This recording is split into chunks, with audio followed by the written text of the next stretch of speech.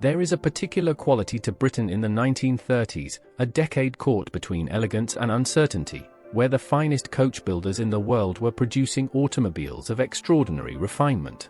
These were not simply vehicles. They were rolling declarations of identity, crafted by hand, shaped by tradition, and driven by men and women who understood that prestige was not something you purchased, it was something you arrived in. The engineering that went into these machines was unlike anything the world had seen before. Every detail carried weight. Every curve told a story. And if you stayed with us today, you will discover that one car on this list did not merely represent British luxury, it fundamentally altered the world's understanding of what a motorcar could be. If you are a lover of automotive heritage, this is your video. Subscribe now, because this journey through history is only just beginning. Now let's begin with number 10. Number 10. Wolseley 25. The Wolseley 25, introduced in the early 1930s, emerged from a manufacturer with deep roots in British engineering and an unshakable commitment to refined motoring. Built for the professional classes, the solicitors, the merchants, the landed gentry of a changing Britain, the Wolseley 25 offered a sense of occasion that few cars in its price range could match. Its six-cylinder engine delivered smooth, unhurried power, and its interior was trimmed with a quiet confidence that spoke of old-world taste. What made it particularly interesting, however, was its balance: luxury without ostentation, performance without aggression.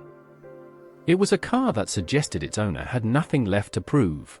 And yet, what came next on our countdown would take British refinement considerably further. Number 9. Standard Flying 20.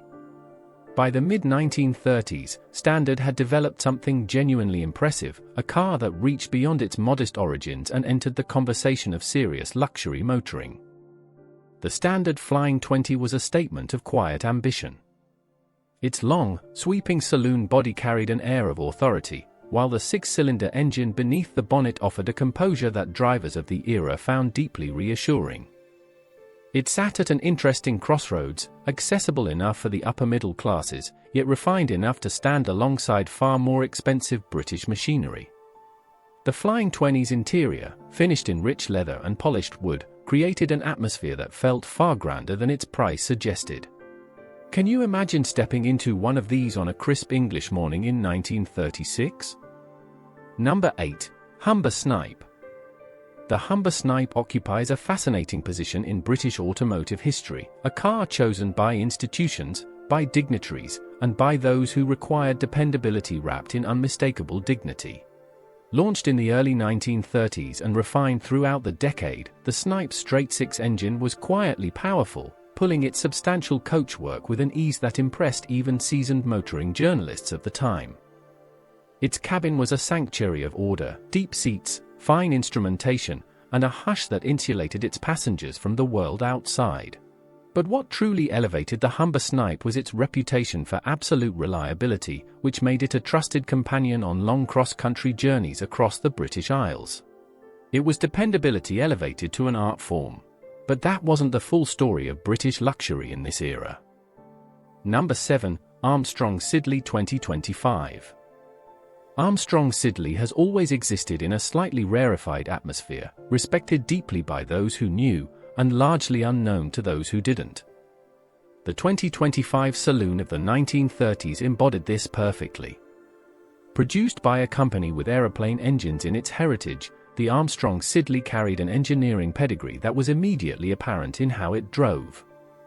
The six-cylinder unit was smooth beyond expectation, and the pre-selector gearbox, a technical innovation of genuine brilliance, made driving this car a remarkably effortless experience. Its coach work was understated and correct, never seeking attention but always commanding it. The Armstrong Siddeley represented British engineering intelligence at its most thoughtful. Would you have chosen this over its more celebrated rivals? Many discerning buyers of the time did exactly that. Number 6. Lanchester Straight 8. Few names in British motoring carry the historical weight of Lanchester. Frederick Lanchester was, by any measure, one of the genuine pioneers of the British automobile, and by the 1930s, the Lanchester Straight 8 represented the fullest expression of that extraordinary legacy. Its 8-cylinder engine was a masterpiece of mechanical silence, producing power in a manner so refined that passengers were barely aware the engine was running at all. The coachwork was long, commanding, and deeply elegant, designed to impress without ever feeling theatrical. Stay with us, because one of the cars still to come didn't just define luxury, it changed what British engineering could achieve entirely. The Lanchester Straight 8 was not merely a motorcar. It was a philosophical statement about what Britain could build. Number 5. Alvis Speed 25. To drive an Alvis Speed 25 in the late 1930s was to experience something that very few saloon cars of any nationality could offer: genuine sporting character delivered without any sacrifice of luxury whatsoever. The Speed 25 6-cylinder engine, producing power with magnificent urgency, propelled this beautifully proportioned saloon with a vigor that surprised those who assumed luxury and performance were mutually exclusive. And yet, inside, the refinement was absolute: leather of the finest quality, woodwork of extraordinary precision, and a quietness of ride that belied the car's lively mechanical character. Alvis occupied a unique position in 1930s Britain. They built cars for those who wanted everything. And with the Speed 25, they very nearly delivered it. Number 4. Lagonda M45. There are cars that simply look inevitable, as though they could not have existed in any other form. The Lagonda M45 is one of those cars.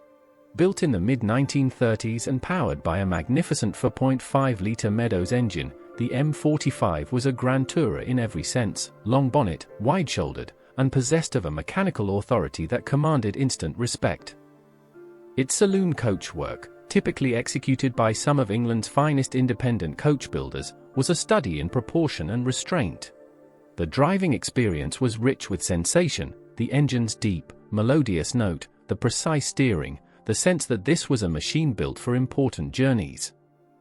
One car still ahead of it on this list, however, would take that sense of importance to an entirely different level. Number 3. Daimler Straight 8. Daimler. The name alone has carried royal warrant for generations, and in the 1930s, the Daimler Straight 8 stood as perhaps the most distinguished British saloon a private citizen could order. Its 8-cylinder engine was vast, silent, and utterly composed, pulling the car's substantial coachwork with the effortlessly of something far more powerful than its measured output suggested. The fluid flywheel transmission, a Daimler innovation of remarkable sophistication, meant that gear changes were seamless, almost imperceptible, creating a driving experience of almost dreamlike smoothness. Inside, the Straight 8 was more drawing room than motorcar, trimmed in materials selected with the same care one might apply to a country house interior. This was British prestige at its most formal. But two cars still remain, and they are extraordinary. Number 2. Bentley 4¼ litre. By the mid-1930s, Bentley, now under Rolls-Royce ownership, had undergone a transformation that initially concerned purists, but ultimately produced something magnificent. The 4¼ litre, introduced in 1936, was a Bentley of exceptional refinement, quieter, smoother, and more comfortable than anything that had come before under the famous wing badge. Its 6-cylinder engine delivered performance with a velvet confidence, while the coachwork, frequently entrusted to Park Ward, Mulliner, or Vandenplas, was executed to standards that bordered on the obsessive. Inside, the 4¼ litre felt genuinely timeless: deep leather chairs, magnificent instrumentation, and a silence that seemed almost deliberate. It was the Bentley for a new kind of owner: sophisticated, unhurried, and absolutely certain of itself. And yet, number 1 stands above even this. Number 1. Rolls-Royce Phantom III. There are moments in engineering history when a single machine arrives and quietly reorders everything that came before it. The Rolls-Royce Phantom III, introduced in 1936, was precisely that moment. Powered by a 7.3-litre V12 engine, the first V12 ever to appear in a Rolls-Royce motorcar, the Phantom III was an achievement of almost incomprehensible ambition. Its engine, derived partly from Rolls-Royce's aeroplane division experience, produced power with a silence that contemporary observers described as supernatural. The chassis was independently sprung at the front, a technical sophistication that placed it decades ahead of most rivals. The coachwork, created by Britain's greatest craftsmen, ranged from deeply formal state cars to sweepingly elegant private saloons, each one a unique creation. It carried royalty, statesmen, and industrialists across the British Isles and beyond. Would you have believed, sitting in its extraordinary interior, that a motorcar could feel this refined? The Rolls-Royce Phantom III did not simply define British luxury, it defined what luxury meant to the world. Looking back at these 10 extraordinary machines, one is struck not simply by their engineering or their elegance, but by what they represented about Britain itself in that remarkable decade. A nation still shaped by centuries of craftsmanship, still committed to the idea that the finest things in life deserved to be made properly, deliberately, and with absolute pride. These were not products assembled from catalogues, they were objects of genuine cultural significance, built by men who understood that a motorcar could carry history within its bodywork. Each of these cars told a story about who owned it, who built it, and what Britain believed it could achieve. Would you have chosen differently for your own number one? And which of these 10 speaks most to you? If this journey through 1930s Britain moved you as it moved us, please give this video a like, it helps us enormously. Subscribe to Britain Rewind for more stories of the great British machines. And do leave your thoughts below. These memories deserve to be shared.